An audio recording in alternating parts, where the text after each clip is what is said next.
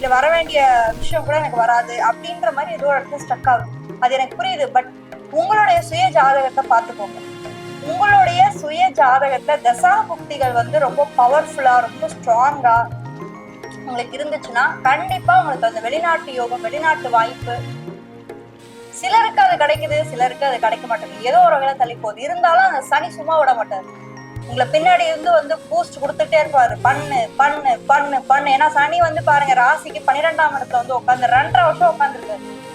1 இல்ல 2 இல்ல 2.5 இயர்ஸ். அப்போ எந்த அளவுக்கு அவர் பவர்ஃபுல்லா உட்காந்துருப்பாருன்னு பாருங்க. ஸோ அப்ப சனியை பொறுத்த வரைக்கும் இந்த மே மாதம் அவர் மிகவும் ஸ்ட்ராங்கா, எந்த ஒரு கிரக சேர்க்கையுமே இல்ல, ரொம்ப தனியா உட்காந்துருக்காரு. எங்க உங்களுக்கு பிரச்சனை வரும்னா 5ஆம் இடத்துல கேது இருக்கிறாரு. ஸோ 5ஆம் இடத்துல கேது இருக்கும்போது என்ன ஆகும்னா டெசிஷன் மேக்கிங் தான் நீங்க ஸ்லோவாயிடுவீங்க, யோசிக்கிற விதத்துல ஸ்லோவாயிடுங்க. முக்கியமான ஒரு பாயிண்ட்ல நீங்க யோசிக்கணும், கரெக்டா யோசிச்சு டிசைட் பண்ணணும்.